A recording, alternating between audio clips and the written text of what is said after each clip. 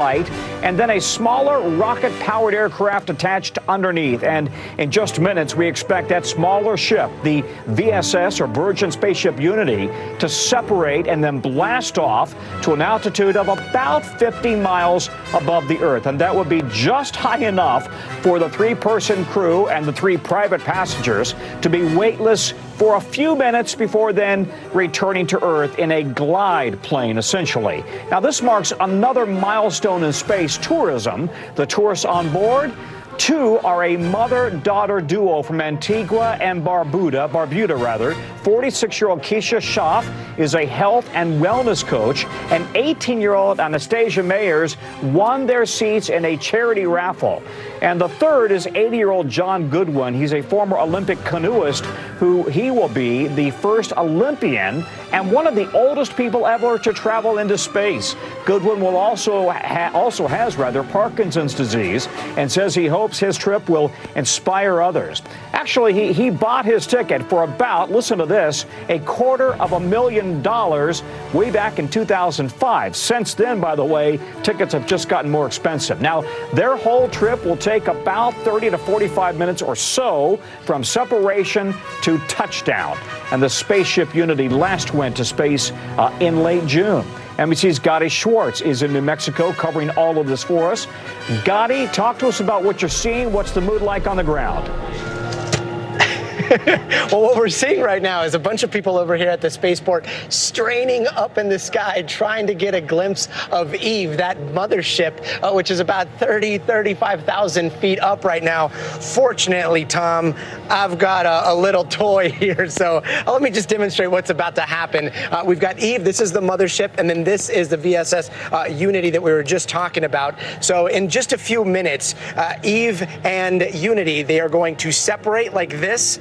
Then Eve is going to peel off, and then Unity is going to get ready to light this thruster back here, this rocket pushing about 70,000 pounds of thrust, and that's when Unity just goes sky high. It goes, climbs.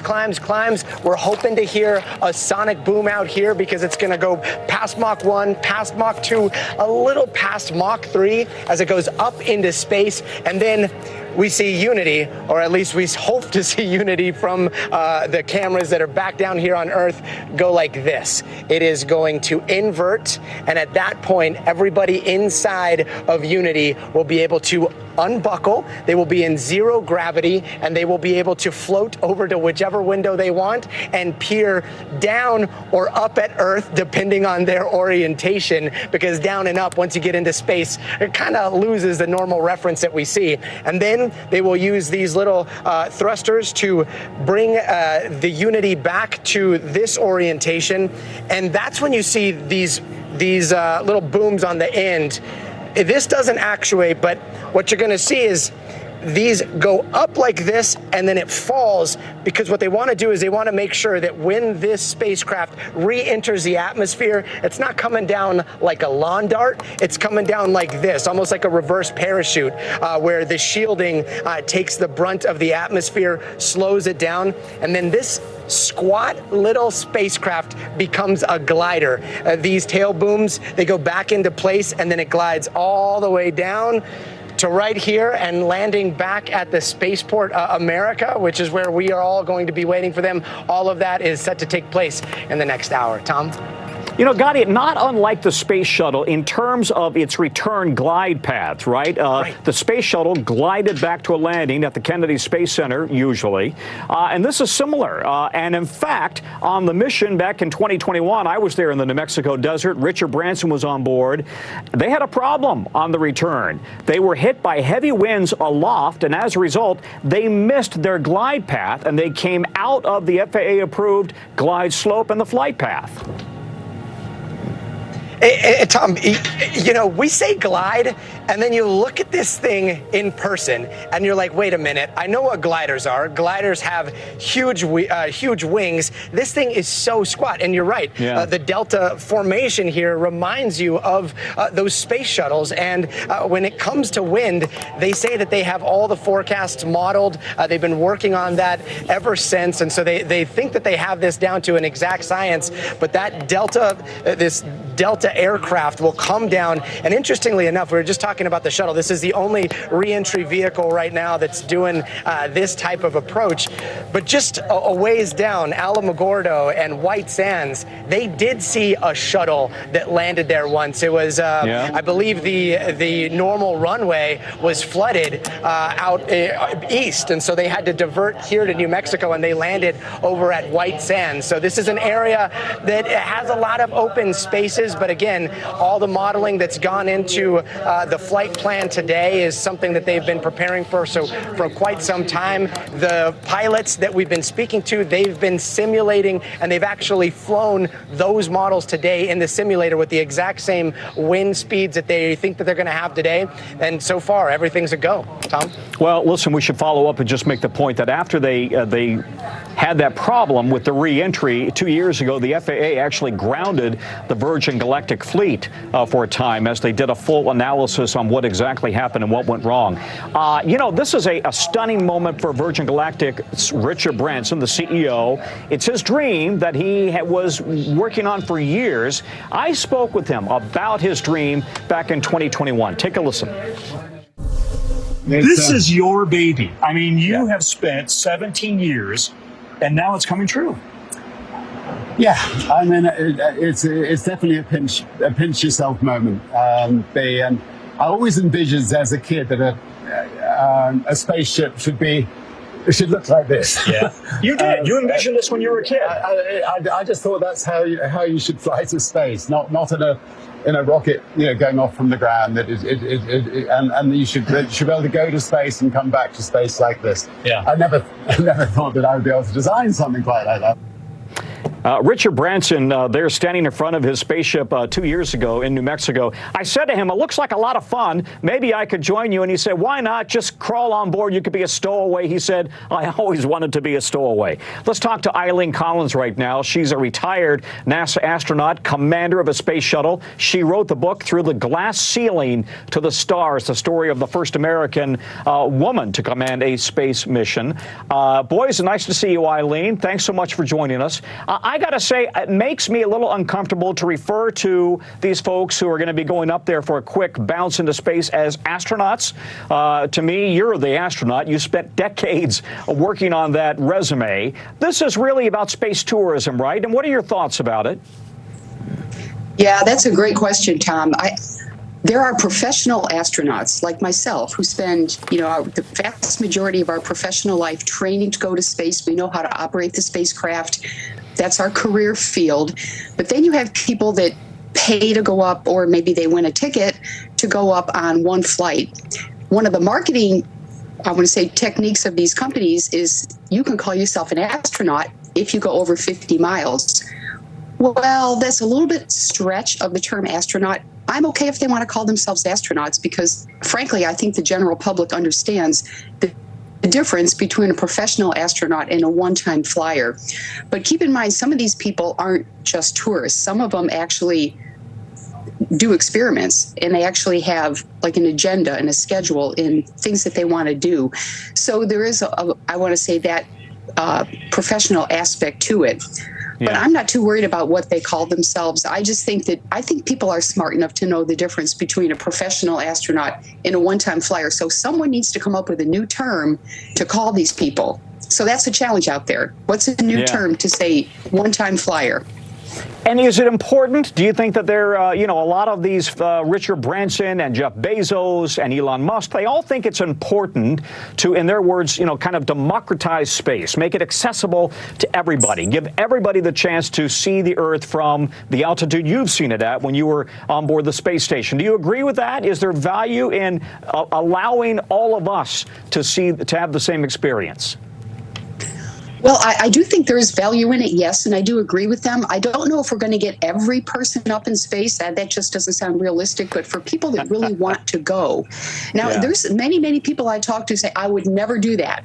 I would never, don't ever send me to space. But there's some people that have a dream to go there. And I think the goal would be for those that have the dream and that really want to, that they someday will have the opportunity. So maybe today, if you're in your 20s or 30s, you don't have the money to do it. Well, maybe in 10, 20, 30 years, there'll be so much flying and the cost will come down to the point that you may be able to afford it and you may be able to have that wonderful opportunity. You know, having been in space myself, I think space tourism is going to be hugely successful because the human experience of being in microgravity, floating, looking back at the Earth from space is such a wonderful human feeling. And I think that you really want to take care of the Earth when you look at it from a distance and you can see, you know, you can see the stars at noon, you can see the curvature of the horizon. The planet really is round. The Earth is not flat. I think when you have that experience, it makes you want to really care for the Earth more. So I really support what these CEOs, and we say billionaires, but I support what they're doing. I think it's very important, and I think I'm very happy, and I hope for the best of success. Commander Eileen Collins, do not go anywhere, please. We need your expertise. And by the way, Commander Collins was in charge of the return to space mission back in 2005 and brought that discovery up to the space station. Let's bring in Tariq Malik, who is the editor-in-chief of space.com. He joins us now. Tariq, can you talk a little bit about the safety concerns that they've had here with regards to specifically to Virgin Galactic following they had a fatal accident in 2014 and then 2 years ago when they violated their return FAA flight path? Yeah, Tom, you know, it's been a really long road for Virgin Galactic and their Spaceship Two vehicle, which we see the folks on Unity today. You know, during the development of the spacecraft itself, they did have a... Tariq? But hang on one second. I just want to tell the viewer, you are watching now the view from inside the Virgin Galactic spaceship. So those are the passengers who are inside and waiting to essentially for them to light the rocket underneath that underneath the plane. Pardon me, the plane, and then fire off towards their very low space. It's not an orbit, but let's just say, you know, just above the Kármán line, or just below the Kármán line, I should say, at 50 miles up. Tariq, go ahead. What are your thoughts about the safety record of Virgin Galactic? You know, I think they've had their own version of the trials and tribulations that we've seen big space agencies have over time about how difficult it is to fly in space. They had not just a fatal accident in 2014 in which a pilot died, another was gravely injured, blamed a pilot error, and they had to revamp all of their training and safety systems to make sure it couldn't happen. But then they had to enhance their communications with officials, with the FAA, after that 2021 flight, that first flight, because they deviated from the airspace they were allowed to be in on return, and they had to make sure that they kind of get those safety communications in line with what the FAA needs for safe passenger flight. A lot of growing pains. They even had a fatal accident on the ground with their developer, just, you know, in the original designing of this vehicle. I would say it's a lot safer now because of those issues. They're very confident enough that this is their first ticketed paying passenger flight. They had a research flight earlier this year, and the goal for them, of course, is to ramp up this commercial flight so that they can get a wider variety of passengers and participants. Hey, do we still have Gadi on the ground? Gadi, give us an update. How close are we to actually seeing Unity drop from the space plane? It looks like we're about 10 minutes away. I'm not sure if you can hear me, but it looks like right now we're about 10 minutes away from the drop, from that point where Eve will separate from Unity, and then Unity will head straight up into space. So a lot of people are watching the streams. The live stream here from Virgin Galactic just started as well. And then there you have that live look inside. You've got those passengers sitting there. Just talking a little bit about the crew, you've got Keisha and you've got Anna that you're looking at right there. We were talking to Keisha a little bit earlier, and she said one of the best experiences for her that she's looking forward to is to look down at our beautiful planet and then look across at her beautiful daughter taking in that same view. So that's something that we're hoping to see here in just a little bit. And talking about those tickets, we talked a little bit about how John Goodwin, he's been waiting about 18 years. He bought one of the first tickets at about $250,000 way back in the day before they were where they're at now. But Keisha, she was sitting in a plane. She was sitting on a Virgin plane making a flight when she saw an ad pop up for a sweepstakes. to fly to space. So she took a little moment to fill out that form and didn't think anything of it. Well, lo and behold, the next thing she knew, Sir Richard Branson was at her door telling her that she had won a ticket to space. And not only did she win one ticket to space, she won 2 tickets to space. So at that moment, she FaceTimes Anna that you see right there. I believe it's behind her.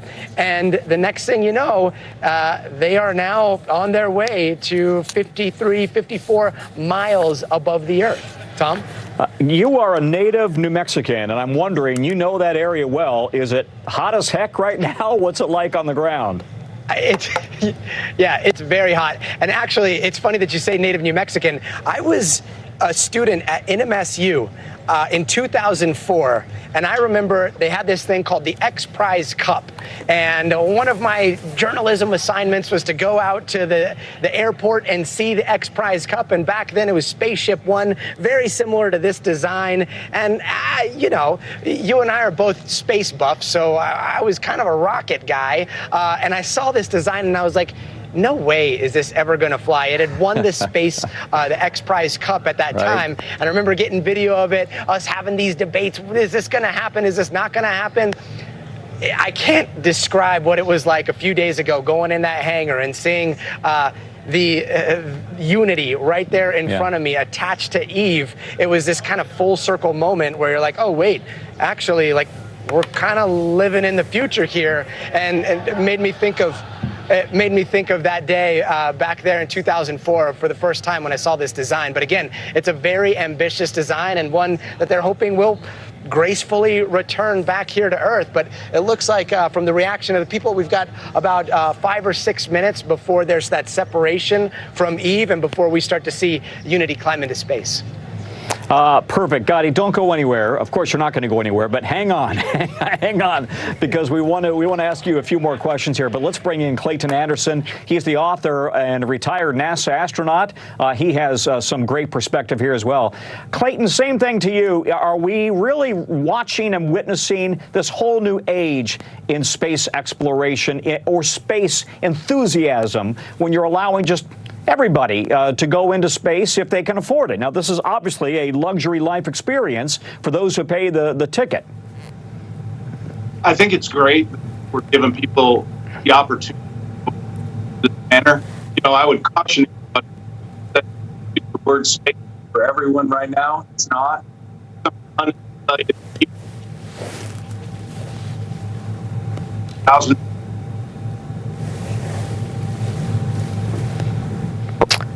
Clayton, I think we've got a bad Zoom connection. I can't hear you, and I think you're cutting in and out. Let's try to reestablish that. Let's instead go to, if we could, Jana Levin, is a professor of physics and astronomy at Barnard College. And I'm just wondering, Professor, your thoughts about the, when you look at all the models here, we got the SpaceX model, which is essentially a rocket that goes straight up, traditional rocket. You've got the same thing with Blue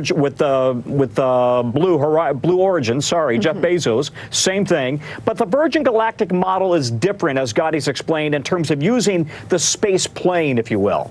Yeah, the attempt is really to do something suborbital, meaning these spacecraft can't do a full orbit around the Earth. What they're really doing is going up high enough to break out of the Earth's atmosphere. And I just want to remind everybody, we are in space. You know, the Earth is in space, floats in space. So what they're really trying to do is get further out so that they're breaking out of the Earth's atmosphere.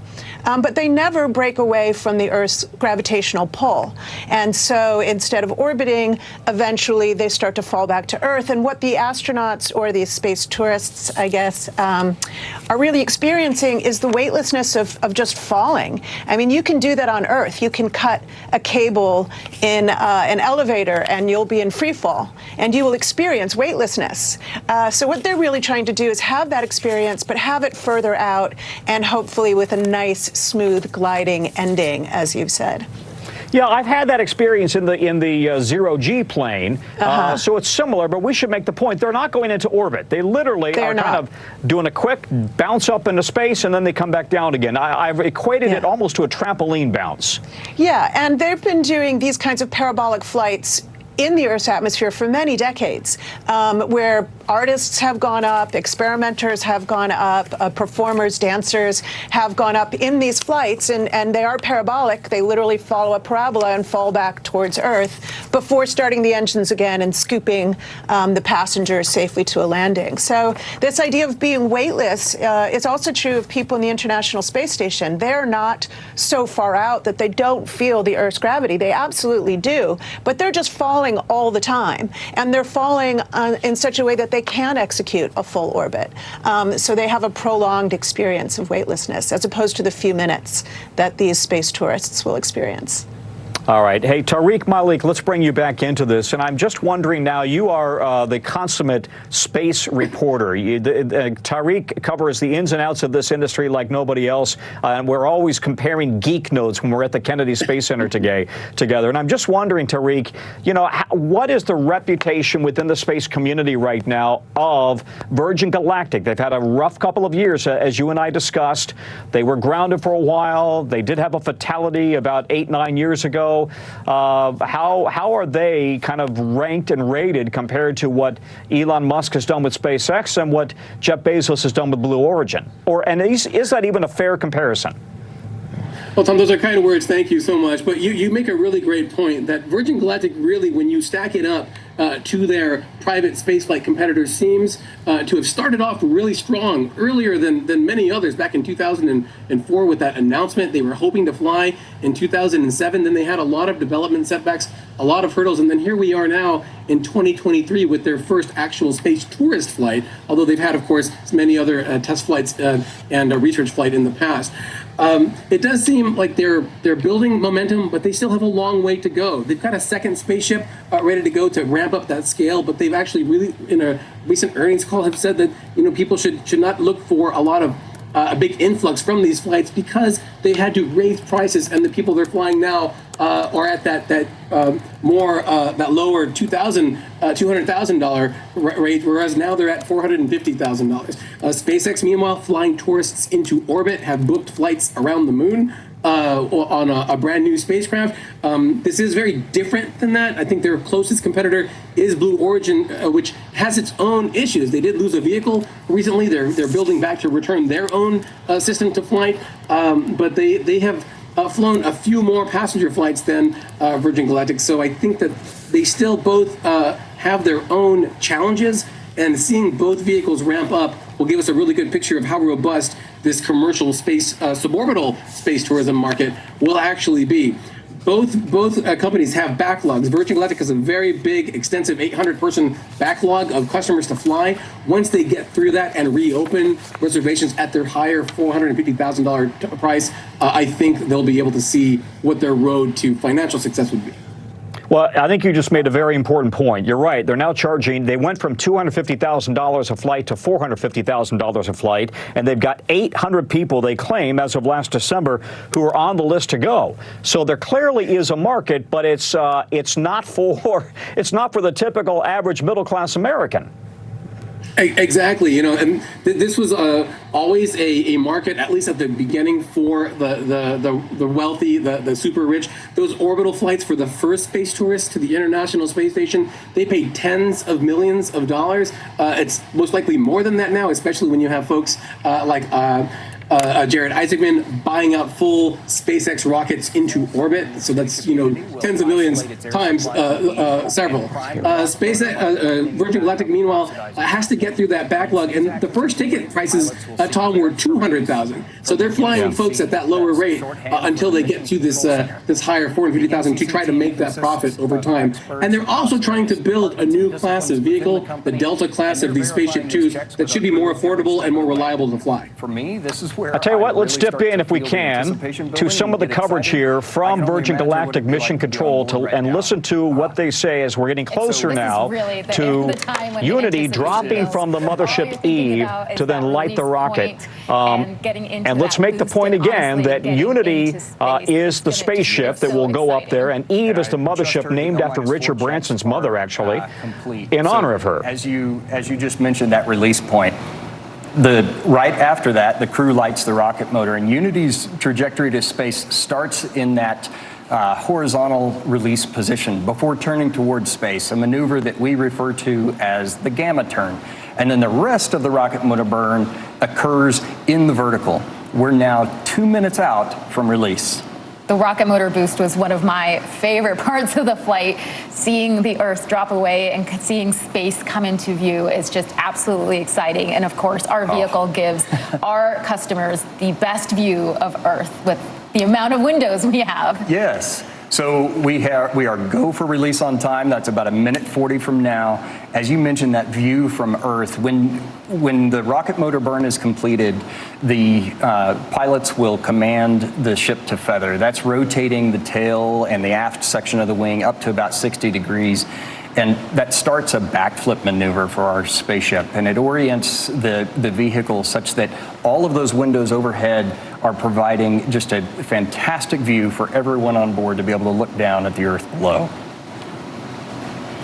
All right, so we're about 1:10 away from release at this point, 1 minute.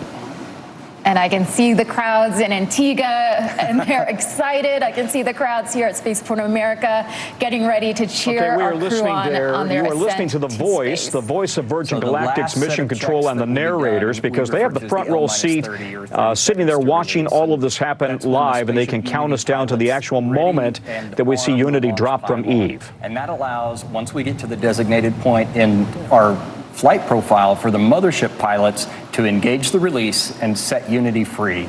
We're now 30 seconds away from release. The very last preparation that the pilots in spaceship do before release is they push that control stick all the way forward, ensuring that we have a perfect separation. We're 15 seconds.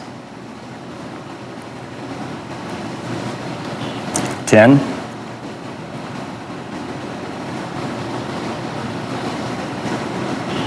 5, 3, 2, 1, release, release, release. Ignition, good control. There's Mach 1. The pilots have started trimming for that turn towards space. Trim is now set. There is max Q. That's the point of maximum pressure exerted on the vehicle by the atmosphere. Those on board are experiencing about 3 Gs right now and traveling over 1,000 miles an hour. That's incredible. I can imagine they're having quite a great time. We're at Mach 2. We're in the vertical, headed towards space. This is the part where they're seeing Earth move away and seeing space come into view and seeing that they're going to space, and just, it is an incredible feeling. So we've got about Mach 2.8, Mach 3 approximately, and rocket motor cutoff. Amazing. The crowds here are just absolutely going wild. I can't imagine what's happening in Antigua with them cheering them on. That's incredible. Awesome. Go Keisha, go Anna, go John. So everybody on board has been cleared to unstrap and enjoy that zero-G experience. The pilots have unlocked the feather. That's the preparation so that they can raise the feather here momentarily. They're engaging the RCS as well. The feather is now starting to move on its way up. Everyone's up out of their seats, just it's incredible. They're all, I know, it's amazing. They're all going to the window and taking in this just absolutely incredible view of Earth, the planet where all of their experiences are held. Everything they've ever known is down below. The feather is all the way up. We have a predicted apogee of about 289,000 feet. That is amazing. Our crew looks like they're having an absolutely incredible time, and they are officially astronauts. Welcome to space. Woo. Congratulations to John, to Keisha, to Anna on becoming astronauts today, and a special congratulations to our Unity pilot, Kelly, for her first space flight. And welcome back to space, CJ and Beth. And the vehicle is oriented in that backflip or that upside down maneuver from our perspective, and you can see them just enjoying that view of the Earth below.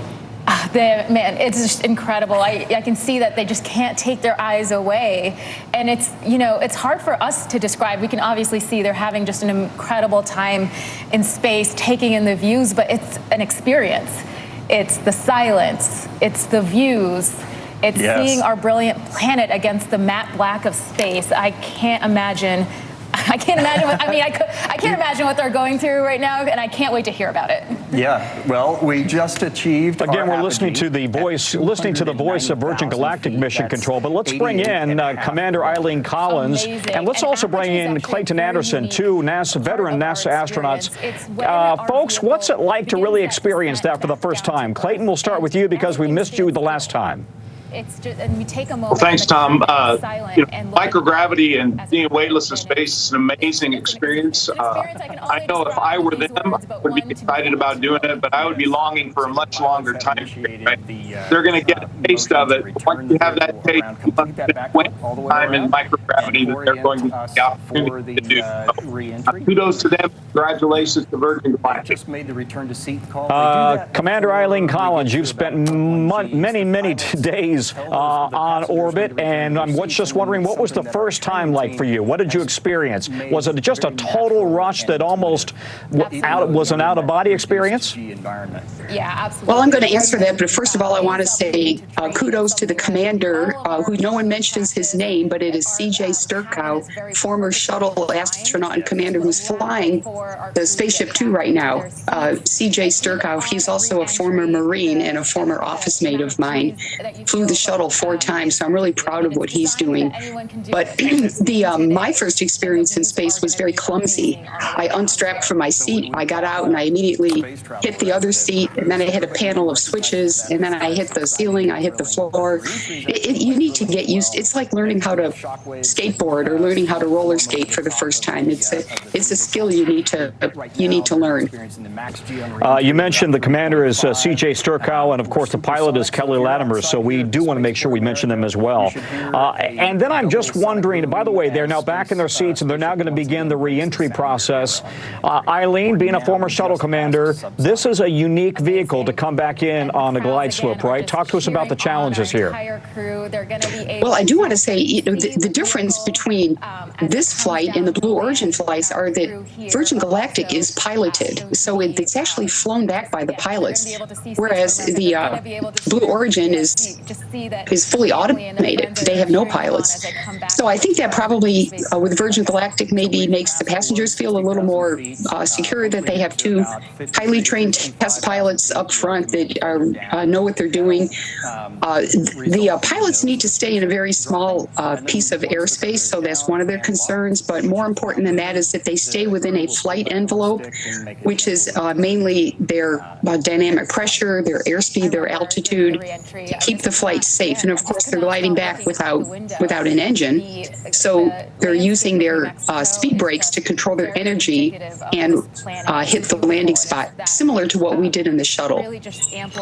But they've got a unique wing configuration where they literally have to feather the wings back, and they have to do it at exactly the right moment, because if they mess that up, if they miss the timing, that can be catastrophic. And it was back in 2014 when they lost a test pilot. Yeah, that's right. In fact, we lost, the country lost Michael Alsbury. That was on October 31st of 2014. He feathered the control surfaces a little too early, and so it was determined that it was pilot error. And as Tariq had mentioned earlier, there are fixes that went in to prevent that from happening again. And I can tell you the pilots, I am sure they are very, very well trained, because they are on board themselves, and they want to make sure that they get that landing back there safe and that everybody comes back safe. So I have a lot of confidence. I also know Kelly Latimer. She was attended the Air Force Test Pilot School shortly after me.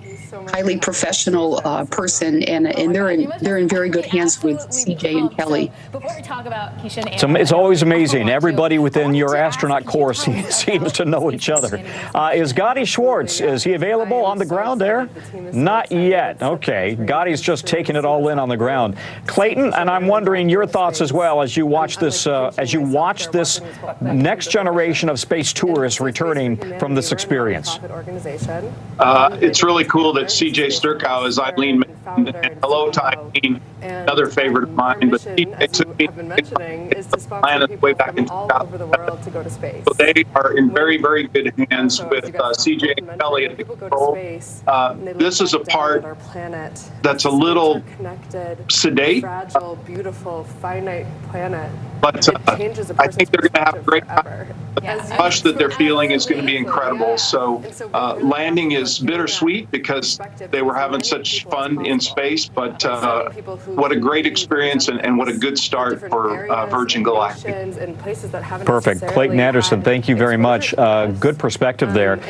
Let's just tune back in and listen in again to Virgin Galactic Mission Control and their conversation as now we watch these 3 space tourists return with the 3 crew members from the Unity spaceship. What impact do you hope that they'll have upon return to Earth? Yeah, so we've sent 2 people to space so far. Of course, we're so grateful for this partnership with Virgin Galactic to send Keisha to space, and then more soon. That no announcements yet, though.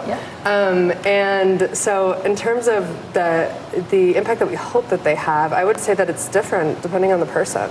And we can't predict what that is. But what we're looking for is people who are committed to making a difference in their communities, people who have a track record of success, people who have a track record of doing things that make a difference in the world, people who are natural leaders. And so the hope is that each of them come back down. Let's go ahead and bring in Gadi Schwartz. Gadi's on the ground there in New Mexico. And I'm wondering, did you hear the sonic boom, Gadi? I heard the second boom on re-entry, so I believe, and I'm not a physicist, but there was one sonic boom going up, and then on re-entry, from what I understand, there's 2 sonic booms. Some people say they heard both. I heard one, and Tom, I can see the white speck back on approach. Right now, it's hovering around this lake in New Mexico called Elephant Butte, making its way back over here. But look, I don't know if I'm caught up in the emotion of the family behind us, but like, humans did a thing again. The idea that we humans have built technology that sends an 18-year-old and an 80-year-old up into space in this tiny capsule, and then they're able to float in 0 gravity with a thruster that pushes them 3 times the speed of sound. And this is the time that we live in, a time where it has never been more likely that just a normal person at home could go to space. It's awe-inspiring. So we're waiting for the Unity to do a circle. They're losing velocity right now, and it's all about making that glider slow down as much as possible upon approach, and then we will see that glider come down. Tom, this is the quirkiest part of this design. As the Unity comes down, there are 2 landing wheels that are going to come down. The landing gear comes down right here. So the wheels touch down. And then there's a landing skid, and this landing skid deploys right here. This landing skid on the bottom of that is a pad of wood, like tree wood. And that landing pad is going to touch down, and then it's going to nose down very slowly, about 100 knots, and then it's going to skid to a stop. This thing's skidding to a stop after going to space all by a pad of, we're told, very specialized wood, but that's what's going to give it the friction to stop here on the tarmac. I mean, like, this is one of those things you just got to see to believe. We're seeing it right now, seeing their faces looking back down at Earth. It is a lot to take in, but as you can see, the crowds behind me, they're looking straight up at the sky, and so far so good. Tom? Yeah, that piece of wood is not a 2x4 from Home Depot, I'm guessing, right? This is stress test and perfected. No, but not let me at all. ask you, nothing against Home Depot. I'm sure they've got great wood that could go to space and come back. Gadi, I'm guessing you would be first on the list to go if they offered you the chance. Oh my gosh. Do you even know the reaction I had here when I heard that Richard Branson offered you a chance to stow away? Like, if that thing was still on Earth, I would be trying to stow away, being like, look, they said Tom could do it. I should be able to do it too. But yes, absolutely. Sign me up. I'm going to be entering every sweepstakes. When I play the lottery, I play the lottery to try to win a ticket to space. And talking a little bit about Ticket to Space, we've had a chance to speak to the representative here for Space for Humanity. They are an incredible organization. If people are watching and they're like, you know what, we're really excited about space, but this isn't for me. I'm never going to be able to afford it. Space for Humanity is an organization that's dedicated to sending future leaders up into space. You apply, and there is a chance that you'll have this Willy Wonka moment and you'll win a ticket to space, whether it's Virgin Galactic, Blue Origin, SpaceX. They're partnering with a lot of these different space organizations. Keisha and Anna are going up because of their partnership with Virgin Galactic. They are choosing the next astronauts as we speak, Tom. And when's the next flight, Gotti, from there in New Mexico for Virgin Galactic? Do you know when the next one's scheduled? We don't know exactly when the next one's scheduled, but they are saying that now that this one's going up, this is the first time they're taking a fully commercial a payload or passengers up. They want to do these every single month. Then a little bit down the road, they want to do these every single week. So by 2026, they're hoping to have a lot more of these spacecraft, these Unity spacecraft, and they want to have these flights going up every single week. They've got a long list, 800 people. They want that list to grow. And so pretty soon we could start seeing these launches as like, yep, another thing that just happened in the New Mexico sky. I'm going to look up because people are cheering. And it's right you're getting close. We're getting close towards landing. Wait, let us know when it's coming in. I would say, you know, Branson has always promised big. He promised me 10 years ago, next year we're going to fly 300 people. So you always take it with a grain of salt. He is a great promotional asset for his own company. But he did say in 2019 he wanted to have 50,000 people already as astronauts by 2019. So he wanted 50,000 astronauts by 2019. They're coming a little short of that, as you can see. But nonetheless, here we come with the first 3 civilians who are coming in for a landing now to the New Mexico spaceport. And by the way, Gotti, who's standing there, New Mexico's invested a heck of a lot of money in this idea of the future, of this vision of becoming the spaceport for space tourism. Absolutely. And, you know, like I am a New Mexican, so a lot of New Mexicans have been skeptical about all of this. This was a pipe dream in the desert. Let me just tell you, landing gear is down. Landing gear is down. Go ahead.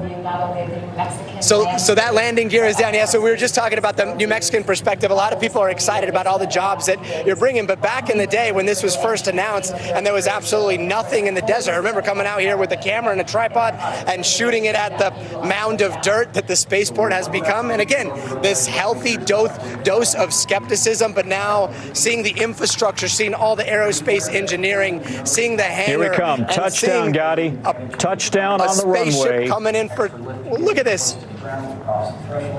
This is a sight to behold. And here those two wheels on the back landing gear are deployed and they are touching down. Gear up for a little bit. That helps bleed off the energy that the spaceship has using the air drag associated with that. Slowing it down, and you can see. Yep, and you can see that front landing gear. That's a skid. That nose is going to come down, and you've got that wooden pad on it. Here we go. The nose gear is now down. So look at that. At a designated airspeed, the pilots have the option to apply the brakes or not. They can let the vehicle roll to a stop. We have plenty enough runway here. They are applying the brakes today, so. We have 12,000 feet of runway here at Spaceport America. Feet of runway and 200 feet wide, so plenty of room. Let's remind the audience that the commander here is C.J. Sturkow, who's a veteran NASA pilot as well, and Kelly Latimer. Both of them accomplished, and there is the new class of space tourists to fly on the Virgin Galactic ship. Gotti? Incredible. And yeah, talking about those pilots, we had a chance to talk to Kelly yesterday, and she was talking about her conversations with CJ. This one blew my mind.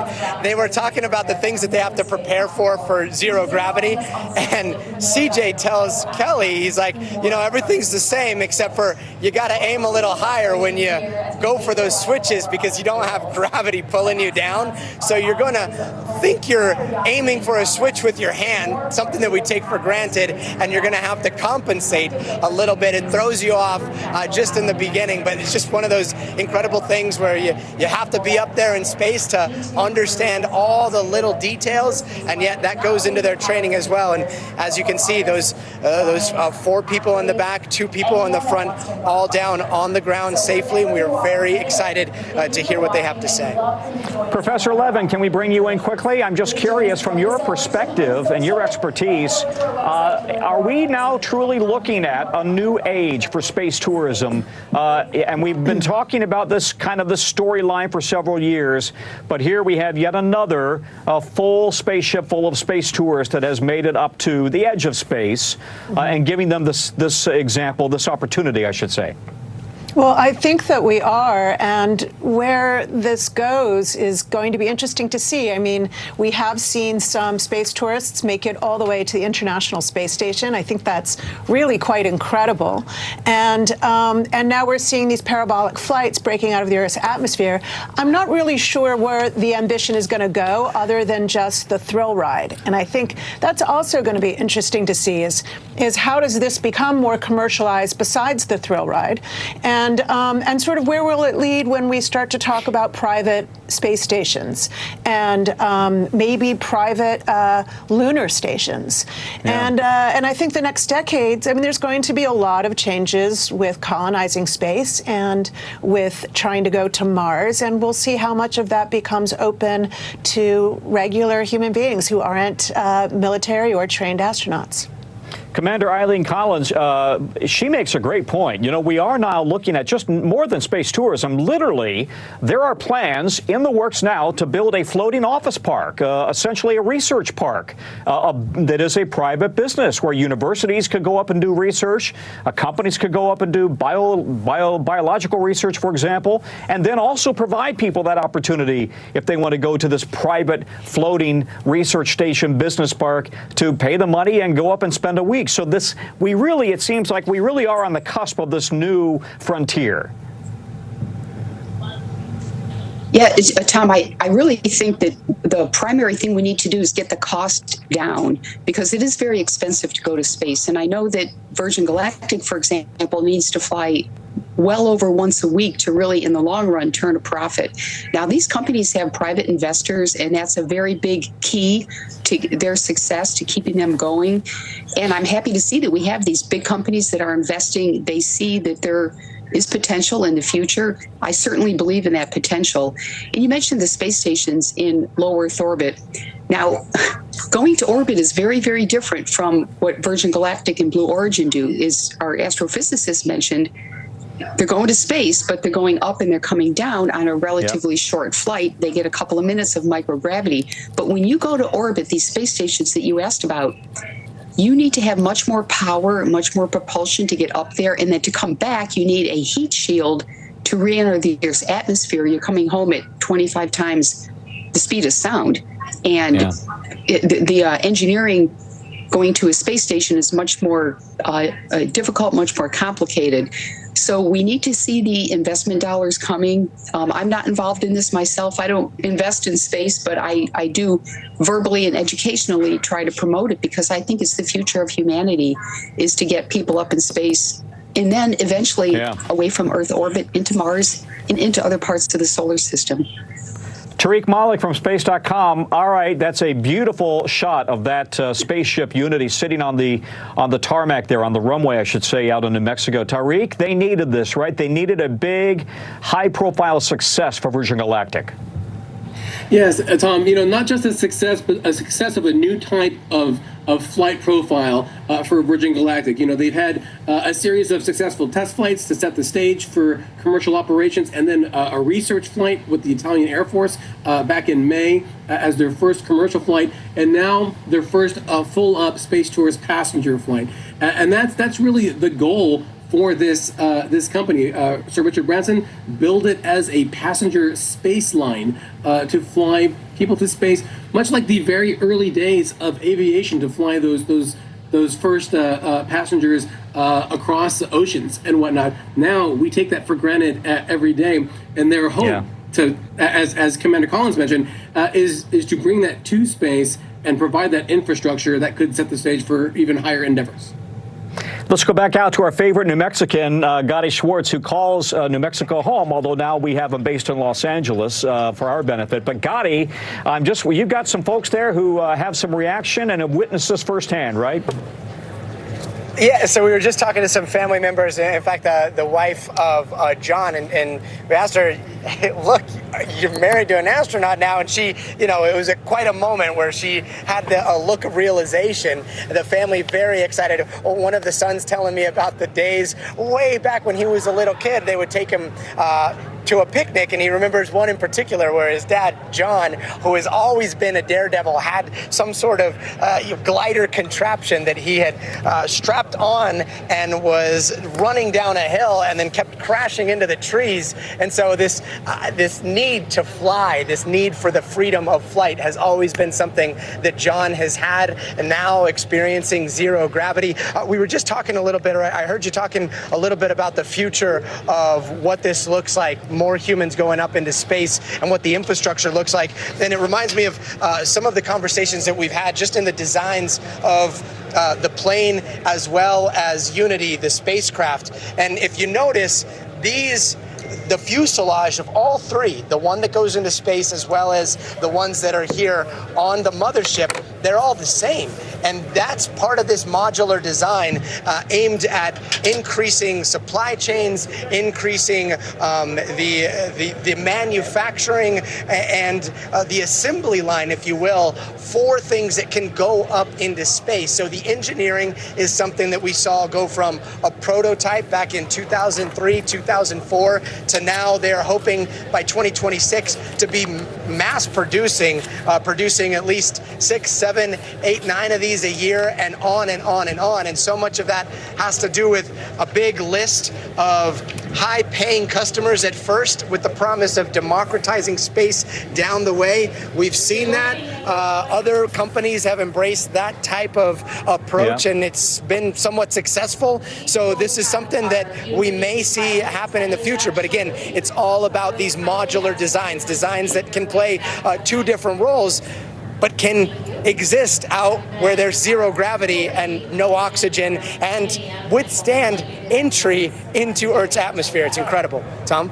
It is indeed. So listen, right after Virgin's Richard Branson came back from his mission 2 years ago, I talked to him on the ground there, and he talked about this marking an important milestone for reaching for something that was hopefully within the reach of civilian space tourists. So again, here's a little bit of that interview from 2 years ago on the ground at Spaceport with Richard Branson. It's important to you that this becomes accessible to everybody. That's why we started it. I mean, I think ultimately the price will come down to a level where an awful lot of people will be able to do it. And this has been so long in the making. My last question is, how soon are you going back? Well, look, I would go back tomorrow.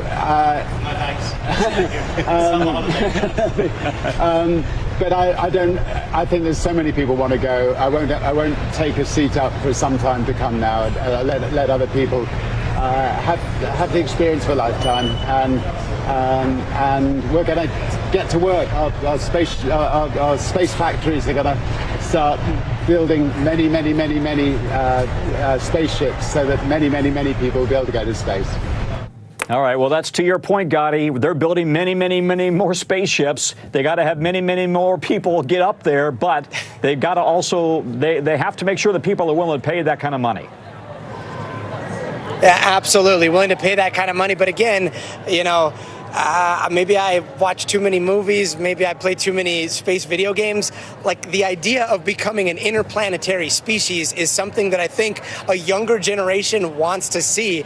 We see some kids here, and so they're growing up, again, in a time where anyone can be an astronaut, anyone can go up into space. And so this idea, you get up into space, you see how miraculous Earth is, there are civilization enders that are floating around there in space. The idea of, in the next 100,000, 10,000 years, our species going and exploring the rest of space and possibly establishing other places on different planets.